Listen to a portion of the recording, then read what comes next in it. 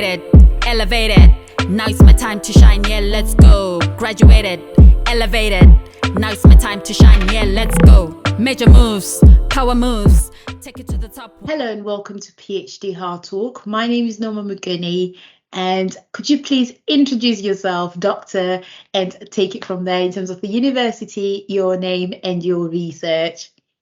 Hey everybody, my name is Dr. Shrishti Singh. I just received my PhD in biomedical engineering from George Mason University.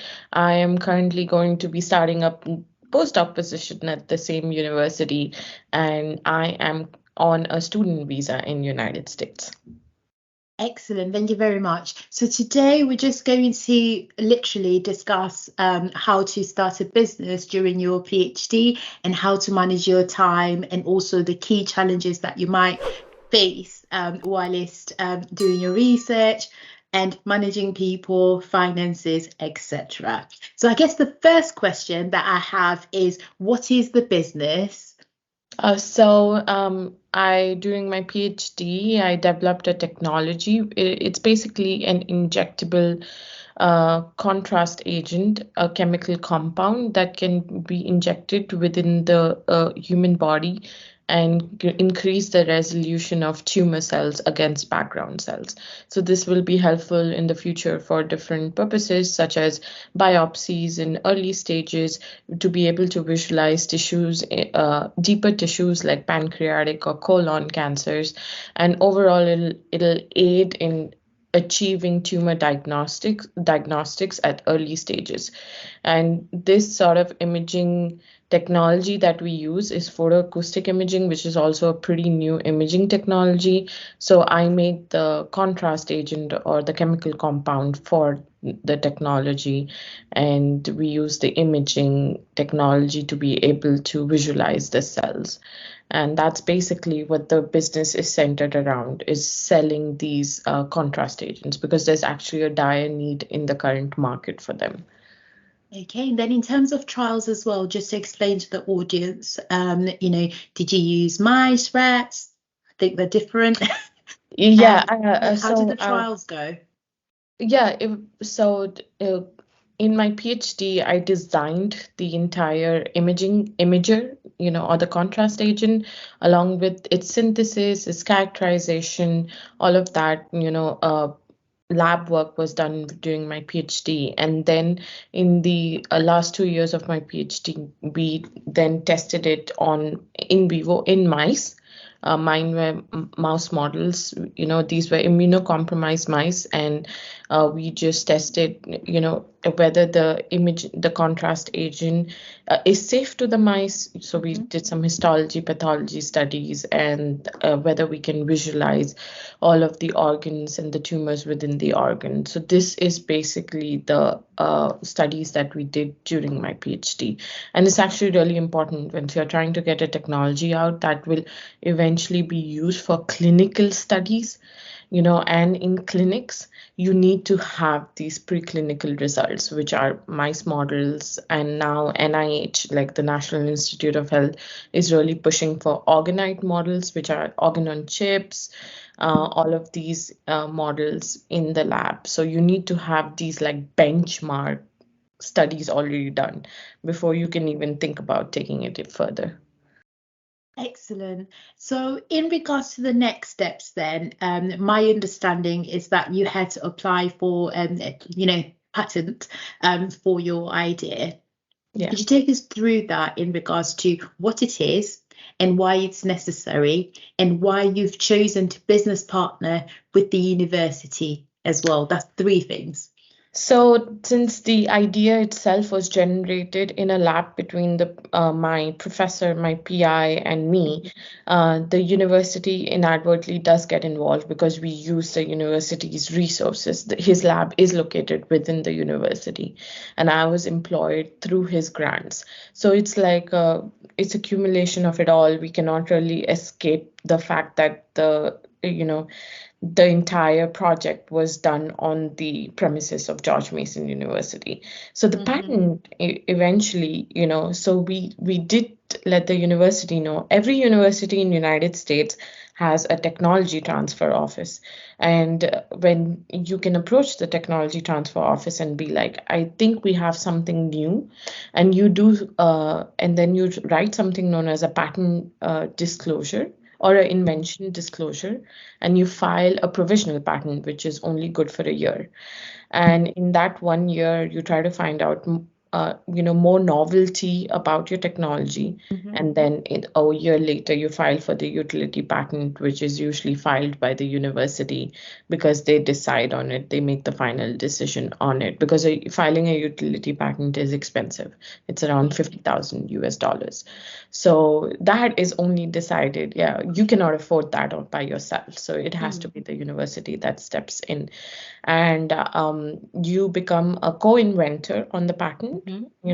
Every university in the United States and the technology transfer office have take a certain percentage of the patent for themselves. Okay. And this is a common, I think this is common everywhere you go, because the research and occurred, the facilities were used, that is, and they have to account for that no matter what. And then the inventors get a certain percentage of the invention. So eventually, if the patent is commercialized, your invention percentage is how much money you can make off of your patent. That's how it works.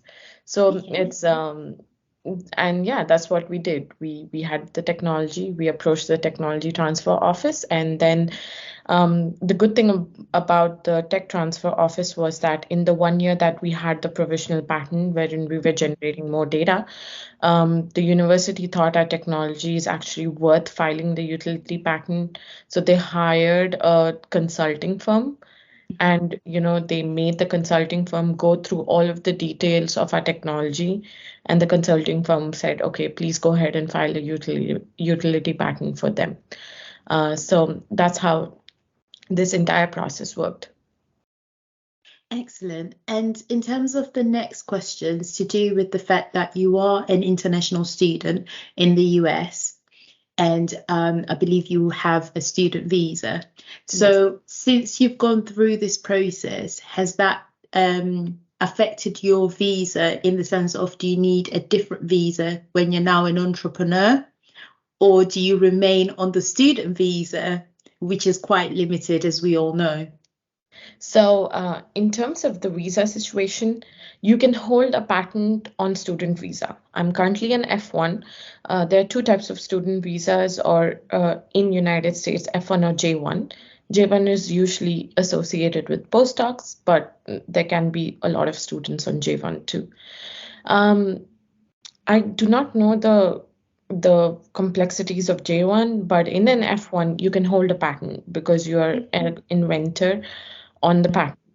But when it comes to commercializing the patent or licensing it and getting money off of it, that is a different whole scenario, because in that case, you have to change your visa. You cannot in an F1 visa actively obtain money from the patent unless in your taxes you do write it off as it's an additional sources of income. And sometimes they do not allow that. So it's a little bit of a sketchy territory. And when it comes to being an entrepreneur, though, you won't believe it, but it's actually better to be on a student visa. After I graduated on F1, I get 3 years of optical practicum training over here, known as OPT. And it's actually better to be on an OPT to start the company. Because if I change my visa to an H1B, which is the working visa over here, I'm tied down to an employer no matter what, because an H1B is filed by the employer. So I will not be able to start a company on an H1B. It's better to stay on the student visa.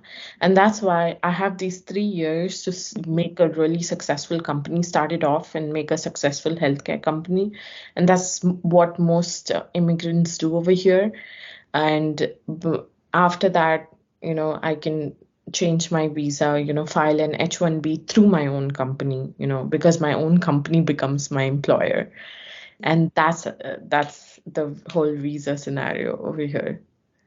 Oh, wow. It's That is quite interesting. And I guess in regards to your finances, they're literally tied down to the visa in yes, regards to what you can have. everything is interconnected. Yeah, I need to raise enough capital to support the company, Mhm. to support my visa. It's actually everything is interconnected. So, it's like a delicate thread, and the threads are woven together, and you take out one and this whole thing falls apart.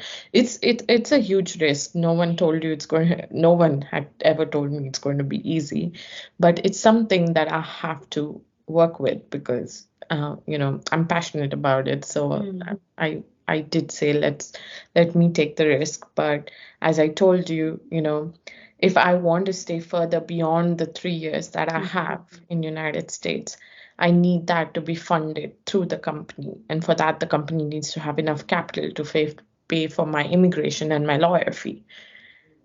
Yeah. So I guess the question that I have is, usually we say a PhD or a postdoc is really stressful in regards to the demand and the actual project itself, and having to balance, teaching, if you are teaching, that is, and also the publications and the feedback that you're getting.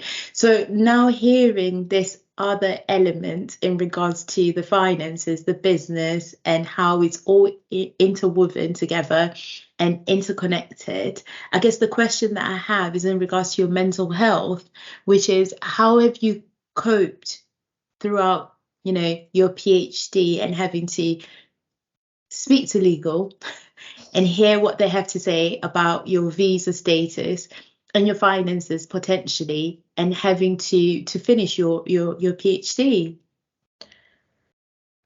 It hasn't been easy. It hasn't been the best couple of years, I would say, but and I've heard a lot, right? Like everywhere I go, people do give me advices like, oh, maybe you should try this and that, and apply for your green card immediately, or like there are so many advices and so many things that people say all around. In terms of mental health, definitely I have had my really, really bad days, Yeah. wherein I've panicked about my future. And what am I going to do with it? And what if it doesn't work out? Mhm. What if, my company is not able to generate enough capital, because this is healthcare. This is, Yeah. I'm not talking about a few $100,000. I'm talking like millions, to be able to sustain everything. And yeah, it's been hard, but every single day I have to remind myself, why am I doing this? Mhm. And would I be happy in another choice if Mhm. I did not do this? Would I ever regret if I left? Mhm. And yeah, just take it one day at a time, because honestly speaking, if we don't, it's going to overwhelm you, if you start thinking about everything. So I do take my life one day at a time.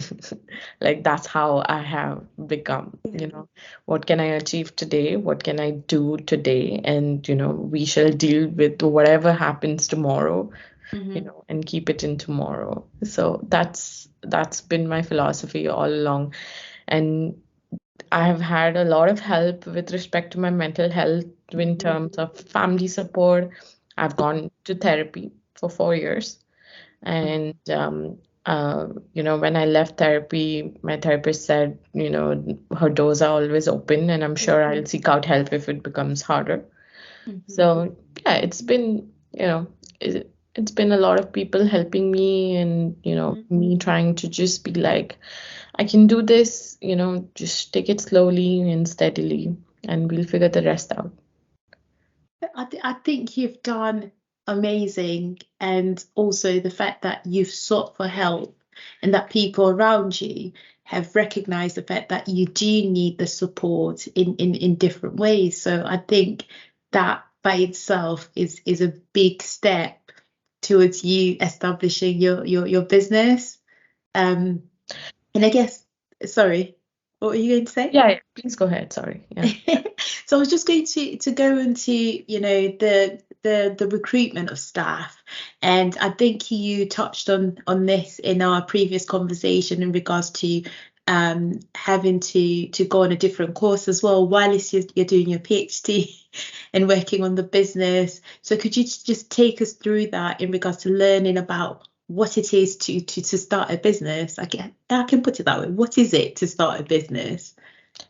In the field of healthcare, I can tell you, I mean, I'm pretty sure it differs from, the one field to the next. I would have to say that it's a lot of, you know, it's a lot of finding things out because I do not come from this country, so I had to figure out how the healthcare system over here works.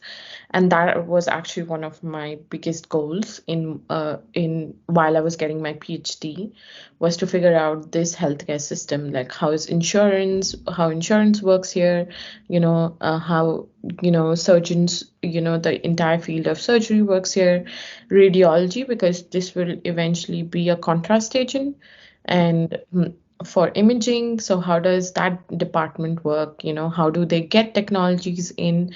Like, who's the one who's going to write me a check eventually and be like, yeah, I'm going to take your contrast agent into my hospital and use it? And turns out in US it's just not one person. It's actually, sometimes it's departments, sometimes it's surgeons who recommend it to their department heads. So it's this complicated, this entire ecosystem that I had to figure out. And to start a business over here, you've got to figure out the ecosystem. And again, they say this pretty commonly in business, you can have the best idea in the world, but if no one wants it, then if there's no market need, then there's no use. And sometimes in technologies, people forget that we can make the best idea, the best technology that we thought of, but what if no one needs it on the market? And so I did a lot of customer discovery interviews wherein I talked to people, like talk to actual customers, and we're like, hey, I didn't outright say I have this, but I asked for their needs, and how I can satisfy those needs. And this also helps your product because you take all of that feedback and try to put it into your product. For instance, a surgeon told me, like, most contrast agents currently can give you poisoning because they're made out of radioactive substances. So give us something that's biodegradable and we shall work with it, like with no toxicity at all. And that is something you got to keep in mind. There's so many other different features, that you have to keep in mind. So that was the next step. I'm talking about, these are all baby steps, foundational steps. And then after that, the step that I'm currently at is generating revenue through government grants. Because since it's a healthcare company, venture capitalists or angel investors, the people who give money from the market, do not want to invest in a company that has not had a discussion with the FDA about clinical trials. Because if they invest too early, like at this stage, we can become the next Theranos, which is a bad idea. Theranos is like the biggest healthcare epitome of what can go wrong in a healthcare business. But basically, you're giving away too much of your company pretty soon to the outside investors. And if your product does not work in clinical trials, or if you do not have the same efficiency that you thought you're going to have, then you need to give all of that money back. So most healthcare companies, at least in the starting stages, try to rely on government grants. It's actually staggering, but do you know that the amount of drugs that make it into clinical trials is actually only 5% of what was the initial? Wow. So in healthcare, there's a saying, when it comes to, you're most likely to fail. I love that. Realistic in every aspect. Very realistic. So this is how the healthcare domain works. So I'm in the generating revenue phase. So right now I write government grants. I work actively on it, show the government everything that I have, in terms of the scientific component to it. And also the government over here requires the business component of it. There's something known as a business canvas model, and they want every component of the model. What is your value proposition? How are you going to, eventually generate revenue? What is your FDA approval path that you're thinking? So all of these components, along with give me the science behind it. Why do you think we should invest in you? All of that goes in one grant, and and that's how you generate revenue through government grants. So you have to figure everything out, like every component. There's the research part of it and the development of the prototype or the product, but there's also the you have to talk to FDA and be like, hey guys, we have this, like what sort of pathway should we take? What is the regulatory pathway? What is the compliance pathway? Like this, like a million other stuff. Oh, wow. That is amazing. And I guess, if you were to reflect back to the start of the journey and to now, would you say you've enjoyed the journey more than, what's coming in the future? Because I can sit here and be like, I think you're going to be a billionaire because things are actually moving in the right direction. But, you know your journey better than I do. So when you're looking backwards, what's the feeling? It's a lot of I would have to say it's a lot of self-reflection, self-growth, definitely. A lot of but a lot of learning, right? Because I am someone who developed the technology, who knows how to make this contrast agent. But also, all of these aspects of it, I would never have thought that, there's so much that goes into it.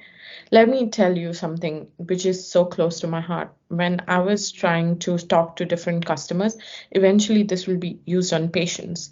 And I was talking to surgeons and I was like, are you, like what it is in your day-to-day life, and radiologists that you want to change, like when it comes to medical imaging. And on the other hand, I was talking to patients. And there was this one patient who told me like her entire story about like this was breast cancer, and technically for now breast cancer is supposed to be the one that is mediated the most easy. It's caught in early stages. You can go through all of these. You can get treatment easily and you have a high survival rate, as opposed to like prostate cancer or something. Not prostate, pancreatic, sorry.